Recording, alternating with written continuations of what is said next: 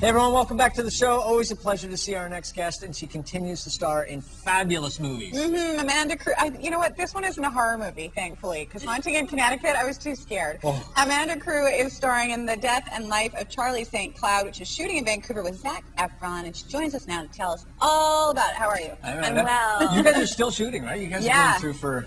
I've been here since mid-July. We were doing training for a while, sailing training, because there's some sailing aspects in it. So tell us a little bit about the movie.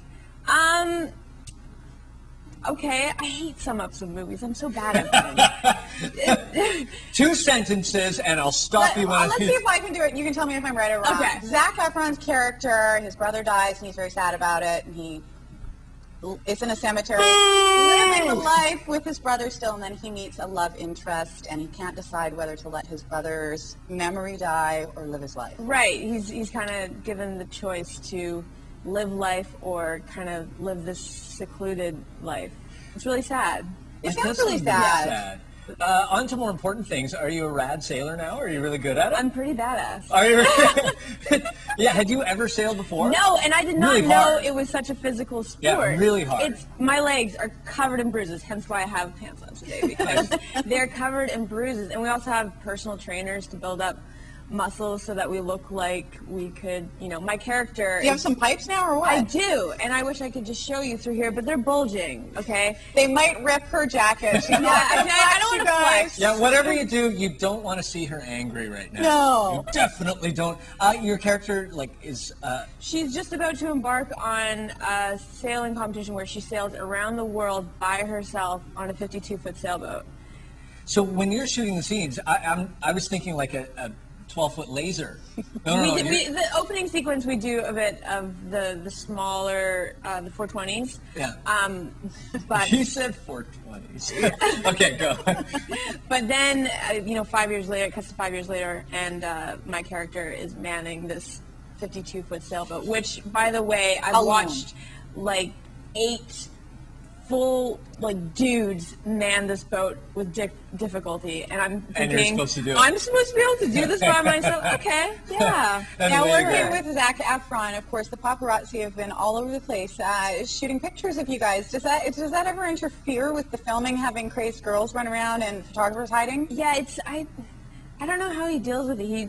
He does it with such grace. And I remember the first week we were filming, we had been on the water all day. We were shooting French hours, so we didn't get lunch breaks. So 12 hours out on the water doing all this physical work, and then there's these group of 40 girls in short shorts and bikini tops. Well, you're not making this sound maybe as difficult as you want to portray. So far, so good over here.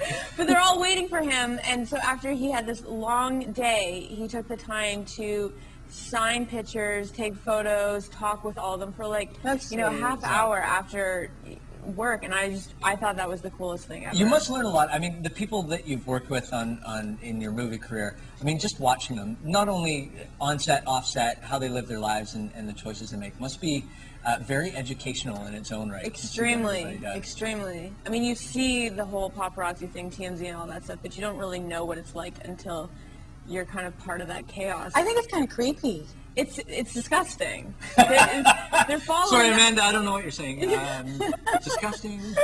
But they're following us in cars when we're going places.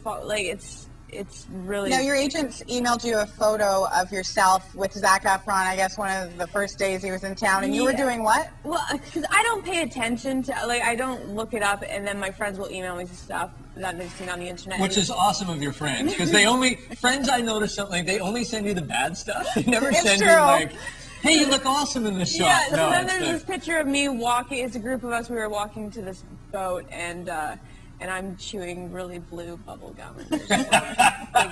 It's just right there. But that's a good attitude to not care, because, I mean, really, who cares? If you do care, then you're just going to, I don't know. I mean, they're not following me, so I don't care at this point. I don't know how he deals with it on a day-to-day basis. Is it nice to sort of get to come home and work in a place that you're kind of familiar with? And yeah, it's been great. I mean, summer in Vancouver, yeah. It's gorgeous, and it's been an amazing summer, and so it's great to see my friends and my family, and then get to work on an amazing project. Now, you got to work on the funny one, Sex Drive, which was absolutely hilarious road movie, and then Haunting in Connecticut, which is the absolute horror movie, and now you're here in kind of a sad one that sounds like there's a lot of physical stuff.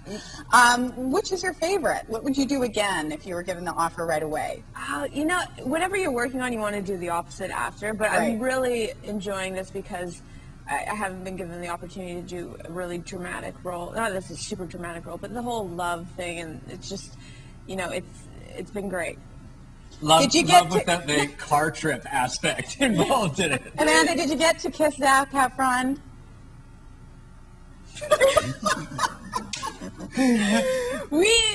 It's got to be. I mean, when you have a friendship with someone, we had to kiss in the screen test, so we were way past that. It's got to be I mean, people must ask all the time, and actors and actresses and stuff, but it's got to be a little weird, like to have a friendship with someone and then make out with them. I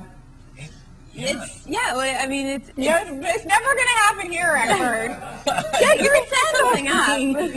No. But it's got to be, I mean, do you talk about it beforehand, or you just sort of, that's the job, and you can say... I mean, Burr, the director, is really big on rehearsals and, you know, breaking down the scenes and stuff, so everything has been talked about beforehand. But everyone gets all excited, like, oh my God, you're kissing Zac. And it's like, you do not understand. It's so technical.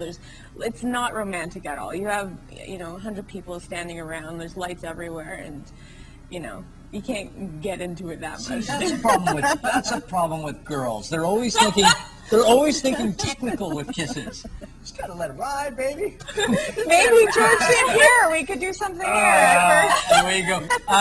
Do you have any plans for your next one? Do you know? I mean, because you have done, Fiona pointed it out, you've done a really interesting thing, and I don't know whether it has been, you know, really conscious that you've had 3 really, really different movies as your big projects in the last couple of years. Yeah, I mean, I think part of it is conscious, and part of it is just kind of what comes to you. Yeah, but you know, I'm choosy about what I do. I'm not just going to do anything at this point, and so I don't know what the future holds, but hopefully something good. I'm sure it will. Thank you so much. So nice to see you, Amanda. And if you're in a bikini top and hot pants and you see Michael Eckford, he is that kind of guy too. So just come up to him. Oh, no, I'll also be in a bikini top and hot pants as well. So waiting for Zac. Actually, I think I saw you.